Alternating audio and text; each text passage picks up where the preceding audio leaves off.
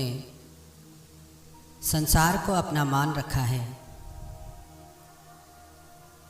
तब तक भगवान में हृदय से अपनापन नहीं होता। जब तक संसार में एक भी व्यक्ति में अपनापन है, तब तक भगवान के लिए व्याकुलता आएगी ही नहीं। मीरा ने कहा ना, मेरे तो गिरधर गोपाल दूसरों न कोई। हम लोग इस पे तो ध्यान देते हैं कि मेरे तो गिरधर गोपाल, परंतु उसके बाद दूसरों न कोई इस शब्द पे ध्यान नहीं देते। दूसरों न कोई, इस बात पे ज़्यादा ध्यान देना है, इसको धारण करना है, तभी गिरधर गोपाल सच में अपने लगेंगे। इसीलिए जब संसार के लोग हमें दुख दें, हमारा अपमान करें, तो इसमें प्रभु की असीम कृपा देखनी चाहिए। वह हमें स्मरण करा रहे हैं कि भाई संसार में कोई अपना नहीं है। जब तक ना दूसरों से सुख मिलता रहता है, तब तक उनसे अपनापन छूटता ही नहीं। अपनापन तब छूटता है जब अपनों से दुख मिलता है। जब दुख आए तब हमेशा याद रखें कि संसार में कोई अपना नहीं सिवा परमात्मा के। ऐसे दुख को भी अपनी सीढ़ी बना लें भगवान तक पहुंचने की। संसारी व्यक्ति दुख का भोग करते हैं, परंतु साधक, एक भक्त दुख का भी सदुपयोग करता है। वो दुख भी परमात्मा से मिलन का मार्ग खोल देता है। महाराज परीक्षित को श्राप लगा कि 7 दिन के भीतर उनकी मृत्यु हो जाएगी, पर वो श्राप भी उनके लिए वरदान सिद्ध हुआ और वो स्वयं श्री कृष्ण के स्वरूप में ही लीन हो गए। इस देह भाव से ऊपर उठ गए। कुंती माता श्रीमद् भागवत में भगवान से कहती है कि दुख क्या है, आपसे दूर हो जाना। हमें 1000 विपत्तियां दे दो, पर बस आप हमारे साथ रहो। कहे हनुमंत विपत प्रभु सोई, जब तब सुमरन भजन न होई। भगवान राम से हनुमान ने कहा कि मेरे लिए वही विपत्ति का काल है जब मैं आपको भूल जाऊं। संसार को अपना जब हम मान लेते हैं तो वहीं से हमारी उल्टी गिनती शुरू हो जाती है, वहीं से दुखों का मार्ग खुल जाता है। और जब हम ठाकुर जी को, भगवान को हृदय से अपना मान ले कि उनके सिवाय कोई नहीं है हमारा, बस वो ही एक अपने हैं, तो जो ऐसा भाव रखते हैं भगवान के लिए, तो भगवान भी सब छोड़ छाड़ के बस उनके बन जाते हैं।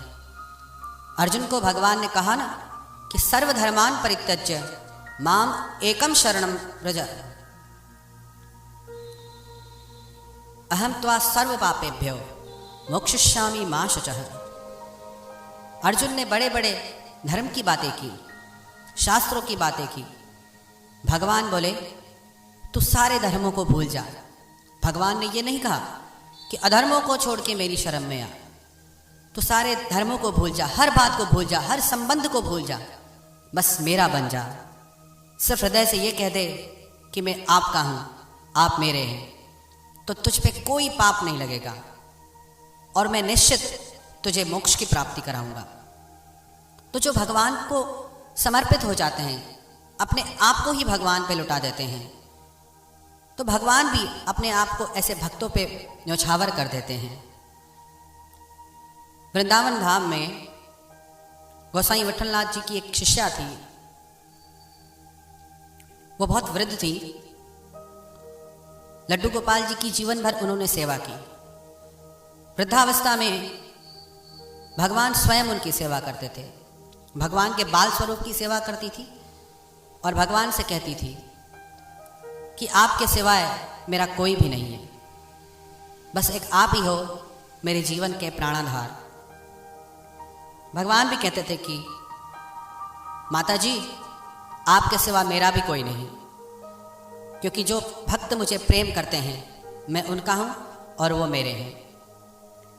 भगवान जी रोज उनकी सेवा करते, घर का काम करते, सफाई करते, उनके पैर दबाते, यमुना जी से जल लेके आते। एक दिन भगवान यमुना पे जल लेने गए, इतने में उन माता जी के कुछ संबंधी रिश्तेदार उनके पास आ गए और वो उनसे बात करने लगी।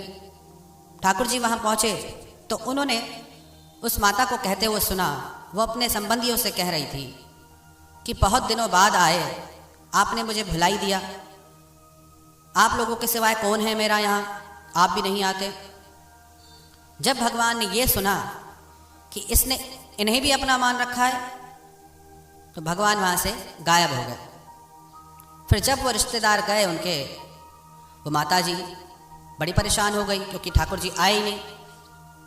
वो इंतज़ार करती रही भगवान के स्वरूप को देख के बातें करें, पर भगवान आए ही नहीं। बहुत रोए भगवान के आगे, किस बात से नाराज हो गया तू, किस बात का गुस्सा है, किस बात पे रूठा है।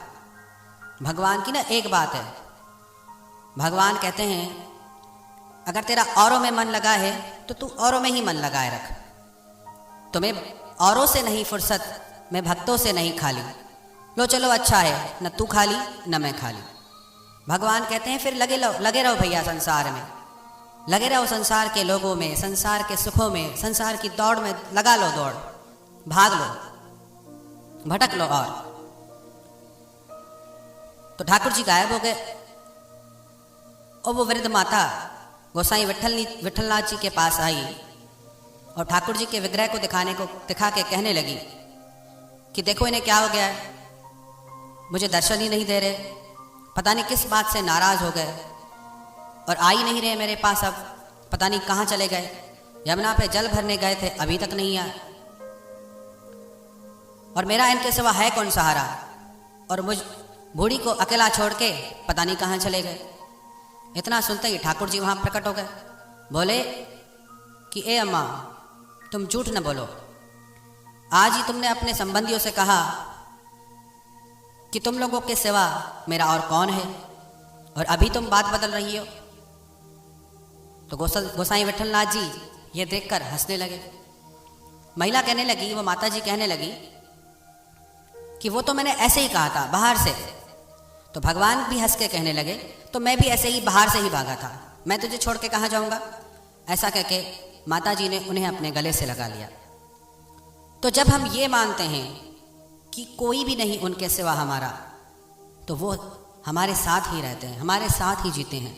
जैसे मीरा भाई के साथ गाते थे, नाचते थे, और आखिर में मीरा उनमें ही लीन हो गई, कृष्णमयी बन गई भगवान में। और जो भगवान को अपना मान लेते हैं, ऐसे भक्तों में जरा भी भेद नहीं होता।